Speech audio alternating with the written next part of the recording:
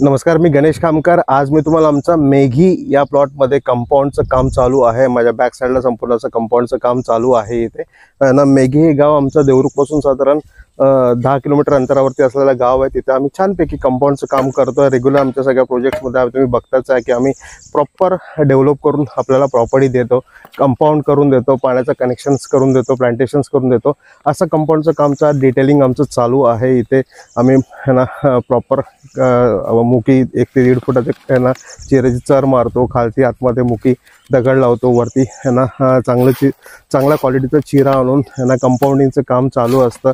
आणि प्लस ना प्रॉपर पद्धतीने प्रॉपर सिमेंट, प्रॉपर ना वाळू वापरून एकदम व्यवस्थित ना मिक्सिंग करून प्रॉपर आम्ही कंपाऊंडचं काम करत असतो।